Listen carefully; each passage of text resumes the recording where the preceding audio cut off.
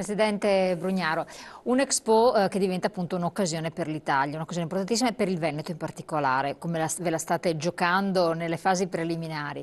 Lei stava parlando di una valorizzazione del sistema Nord-Est, che è un sistema che è stato studiato, considerato vincente, un sistema che però viene minato fin dalle radici. E lei lo sa benissimo, perché poi il Veneto, per essere rigorosi, si adegua a tutte le normative, quella che la sanità ha messo il ticket più caro, è quella che adesso ha tagliato i servizi di supporto privati e sta vedendo quello che succede, e che sta combattendo con un'Europa dove vogliono posticipare le date di scadenza di alcuni prodotti secchi, dove non vogliono, insomma, vogliamo fare l'elenco. Fanno le reti da pesca grandi così che noi dobbiamo prendere le sardine. Bravissimo, però anche un po' colpa nostra che forse dobbiamo presidiare di più. E dove vogliono farci comunque, nolenti o dolenti, a livello Italia e Nord-Est in particolare, perché poi non è che sono tante le regioni che producono in questo paese, sono 3 o 4, vogliono far entrare le multinazionali. Abbiamo visto, facciamo esempi della Ditec, una piccolissima azienda, ma cosa è successo con l'Electrolux quando diventano globalizzate e quando entra il capitale straniero. Le immagini che alla sua umana entrasse un capitale. Ci hanno provato. Immagino. Capisce che ci stanno veramente minando dalle Ma non dobbiamo aver radici. paura, nel senso che... cerchiamo di allora, intanto bisogna dire una cosa, noi abbiamo bisogno di capitali esteri, noi i veneti siamo aperti. Ma come? Esatto, come? Sì, allora, intanto abbiamo bisogno che arrivino, qui non arrivano più perché le regole che facciamo le cambiamo continuamente, dobbiamo cominciare a renderci conto, che gli imprenditori che fanno, gli imprenditori in Italia, non in Veneto, in Italia sono degli eroi e lo sono, non perché tanto per modo di dire, parlo degli imprenditori e anche i loro collaboratori, perché poi insomma siamo sempre persone, perché il lavoro non è solo l'impresa, l'impresa è fatta da un gruppo di persone.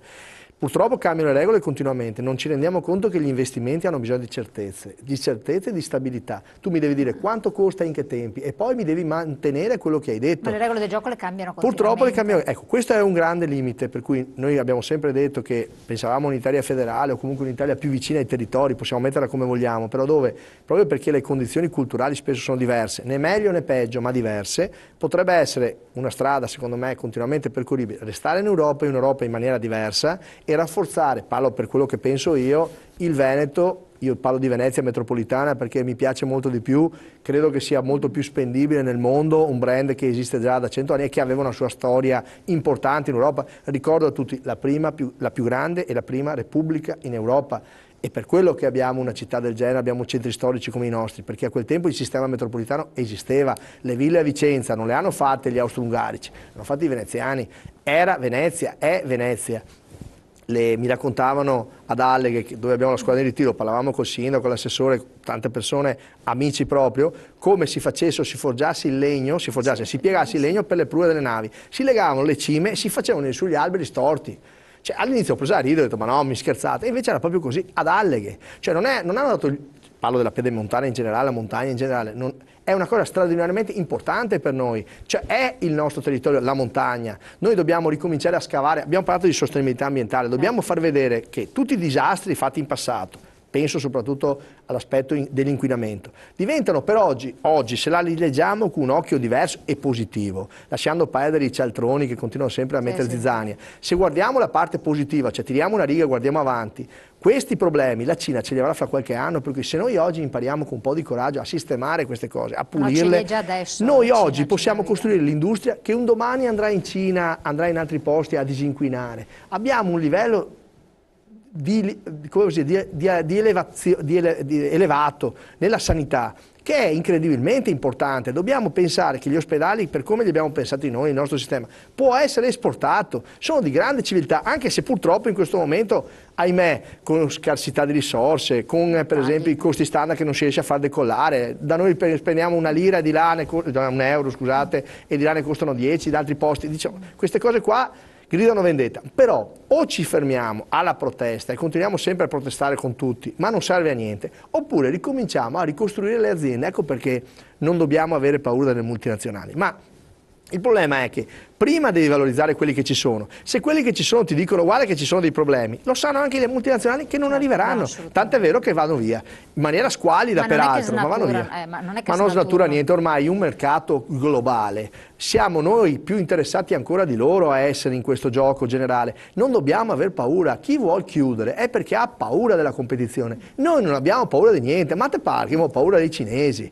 Non abbiamo paura di niente. Il problema è che gli aerei devono funzionare, i treni devono funzionare, la gente deve deve vivere meglio. Città metropolitana non vuol dire costruire grattacieli, vuol dire partire dai nostri centri, dai nostri territori e collegarli. Collegarli vuol dire che io faccio l'SMFR che ha delle cadenze, che funziona, io donna, io anziano, io giovane, persone magari un po' più deboli, devono essere sicure che il treno arriva in 10 minuti, no fra 3 ore, perché non puoi stare sotto l'acqua, poi devi portare la sicurezza sociale, è sempre stata, ma aumentiamo, ci sono i sistemi di sicurezza, le telecamere, si mettono nei luoghi pubblici, mica nel bagno privato, nei luoghi pubblici si mettono le telecamere, si fanno delle centrali di controllo, si mettono polizia, carabinieri, vari corpi in connessione fra loro. Abbiamo delle esperienze strapositive, penso a Venezia, penso a Mestre, a Treviso anche, cioè probabilmente mettendo più insieme, sentiamo anche loro, sentiamo i funzionari che ti dicono fate delle leggi che se prendi un ladro li tieni in galera e non li lasci andare fuori, non serve parlare della tortura o della pena di morte, si tratta soltanto di rendere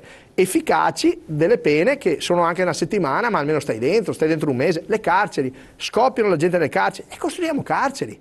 Facciamo carceri, li apriamo, li mettiamo dentro, ci costa 200 euro ogni carcerato. Se uno viene per delinquere in Italia, lo prendi e la mandi al paese suo, non ci vuole tanto da capire.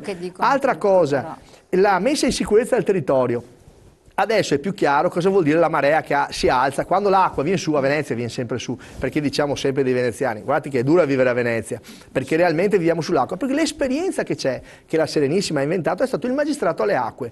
Allora se facciamo la città metropolitana quella vera, quella dove il sindaco viene eletto e non nominato come sta roba qua fatta che non funzionerà, ma non dobbiamo buttare via tutto, dobbiamo andare avanti sulla città metropolitana e costruire un vero sindaco metropolitano che prenda almeno Venezia, Padova e Treviso, possibilmente Vicenza, se i vicentini vorranno, chi vorrà, ma ci sarebbe un accordo, Belluno, c'era una disponibilità. Rovigo, ma la disponibilità è legata al fatto che hai dei progetti che funzionano per le persone. Se il progetto è intelligente, la gente non è mica stupida, gli racconti che fai un biglietto unico e giri tutto, devono funzionare i treni, se non funzionano tutti a casa, cioè deve esserci la sicurezza dove c'è da dare l'impronta digitale, ti do le impronte digitali, se succede qualcosa sai subito chi è, cioè abbiamo detto prima della messa in sicurezza del territorio, dobbiamo riscavare per esempio in montagna i bacini idrici, dobbiamo mettere tutte quante le dorsali sui fiumi, fare le casse di colmata, dobbiamo farle queste cose rapidamente. Non si fanno, allora abbiamo un problema secondo me di frammentazzazione, cioè noi continuiamo a dire bello i sindaci, tutto bello, magari abbiamo migliaia di comuni, anche micro,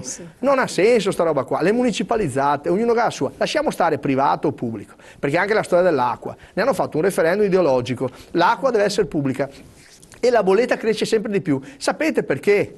Ma l'acqua sarà sempre pubblica, il problema è la gestione dell'acqua. Se tu sei in mano a 4 pubblici, purtroppo l'acqua si perde e noi perdiamo più del 60% dell'acqua. Per cui la bolletta continua a crescere, qualcuno ci vuole spiegare come fanno queste bollette dell'acqua, della luce, come le fanno? Perché secondo me la bolletta, il punto di riferimento è che deve calare, ma se tu perdi il 60% perché non aggiusti i tubi, base pubblico, tocca a te, tocca a me, tocca a st'altro, non fa niente. E stiamo facendo tutto così. Allora credo che se ci mettiamo un po' di umiltà, tutti quanti, nessuno è perfetto, però rendiamo una struttura più coesa, facciamo in modo magari che si faccia una macro regione, non soltanto una regione in conflitto, lo so, abbiamo vicino Trento che paga quei soldi che prende dallo Stato perché gli danno più soldi di quello che versano, pagano perfino le gite e qua non abbiamo neanche più i soldi per pulire le aule, non è corretta questa cosa qua, poteva andare bene anni fa, è successo, è stata fatta, vabbè, chi ha dato, ma adesso siamo tutti in Europa, basta con queste robe qua, non è solo questione del meridione, che bisogna cominciare a muoverci così, però no ai disfattisti, sono pericolosi, no a quelli che dicono ma allora io per protesta non vado a votare, no, è sbagliato, la gente è morta per quello. Infatti volevo chiederle questo, lei ha citato il discorso Europa. Poi votino quello che vogliono. Perché adesso siamo prossimi alle elezioni europee. Ma ci mancherebbe altro. Esatto. E allora, come si colloca questo discorso in un contesto Europa? Lei la vede, come la vede l'Europa? Ma secondo voi è realistico uscire dall'Europa? Ma andiamo, allora, non abbiamo mai presidiato in Europa, noi adesso non si può fare di tutto quello che avevo fatto, ci mancherebbe altro, avremo persone in gambissima, adesso siamo con le europee. Bisogna presidiare le commissioni, non ti possono far passare dopo dire l'Europa è cattiva. Hanno fatto le reti da pesca con le maglie così grosse e noi ci abbiamo Sardegna. Ma ti sembra possibile? E ce la prendiamo con Bruxelles, ce la prendiamo con Roma. La realtà è che dobbiamo adesso, mettete brava gente, non importa di che colore politico, basta che siano lavoratori, c'è gente che se devono andare a Bruxelles, quei soldi che prendono, almeno ci stiano, no che arrivino la sera, si fanno fare il ticket e prendono l'indennità, poi vengono qua e non ti raccontano niente perché non sanno niente. Infatti però sappiamo che i candidati sono i cosiddetti, come lo dicono molti, silurati della politica. Ma non sempre, non è vero, io ho visto non anche... tutti, no, però... no, non è vero. Io ho visto brave persone, purtroppo, sinceramente, nella tramogia di come funziona la politica. I partiti scelgono certi nomi, purtroppo ti becchi quelli, spesso le persone sono disinnamorate, deluse, stanche, e vuoi dargli torto, come fai a dargli torto? Io dico solo, non mollate, almeno quelli che lavorano, almeno quelli che hanno capito che per i figli, per il futuro, non mollate. È troppo comodo mollare, è troppo comodo andare al disfattismo, è troppo comodo. Bisogna reggere, e non reggere perché si è candidati a qualcosa, ma reggere per la propria famiglia, per la propria vita, perché questo sarà il discrimine tra quelli che veramente vogliono tanto peggio o tanto meglio, e vi garantisco che il peggio non c'è mai fine al peggio, infatti. perché se qualcuno pensa che oggi c'è il fondo non è vero, c'è il peggio, c'è la mancanza, per esempio la perdita della libertà, c'è il totalitarismo, c'è l'intolleranza, ci sono delle cose gravissime dietro l'angolo che abbiamo guadagnato con la fatica e il sangue di tutti gli italiani, non soltanto dei veneti. I veneti hanno pagato un prezzo molto alto, perché le battaglie sono combattute qua, e tanti sono dovuti scappare dalla miseria che c'era e sono fatti onore nel mondo. Vogliamo richiamarli qua e fargli vedere che invece abbiamo voglia di rilanciarci? È difficile, ma ce la possiamo fare, questo è il punto. Dobbiamo scegliere, vogliamo stare sul divano a piangersi addosso o vogliamo tirarci sulle maniche e darci da fare tutti? È difficile, sarà ancora un po' difficile, non c'è dubbio, però dobbiamo cercare persone di buona volontà, a prescindere dalle idee, dalle ideologie, eccetera. Quindi Europa sì, sostanzialmente. Ma sicuramente sì, diversa da questa qua, però diciamoci la verità, non diamo sempre colpa soltanto alla Merkel e ai tedeschi, noi siamo un po' austro-ungarici a Venezia, ma come si fa a ipotizzare che noi dobbiamo fare buco per forza? Qui bisogna chiudere i buchi, dobbiamo chiudere le falle. Il problema è: qual è il governo che comincia a tagliare i costi? Dobbiamo chiudere, dobbiamo tagliare i costi dello Stato e spendere quello che possiamo permetterci, dare molto più spazio all'iniziativa privata, molto più spazio a quella sana e non al populismo, perché non è che perché io sono buono, solo l'associazionismo, dico che sono buono, allora sono buono veramente, perché posso fare anche disastri. Tu ti fai operare da uno che dice buono o da uno che è bravo, magari ha un brutto carattere, ma l'importante è che sia bravo. Questo è il motivo, noi dobbiamo cercare il talento,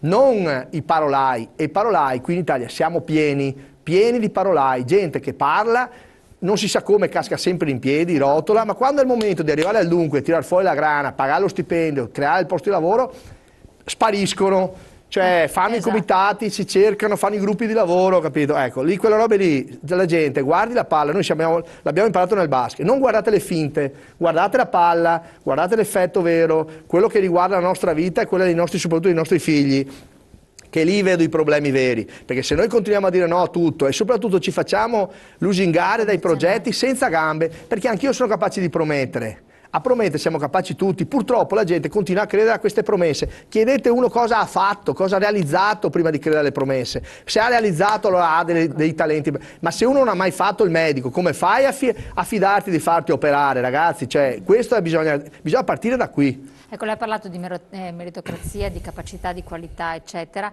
di valori che però purtroppo nei giovani vengono schiacciati per mancanza di lavoro sostanzialmente, per una riforma che c'è stata in generale che ha aggravato certe situazioni. Parliamo quindi anche del mercato del lavoro, della riforma del tempo determinato, come la vede lei, dobbiamo andare in pubblicità prima, e poi vediamo anche questo nuovo tipo di progettualità per i più giovani, se è diciamo calibrata rispetto alle esigenze dell'Italia o più a livello europeo. Tra pochissimo.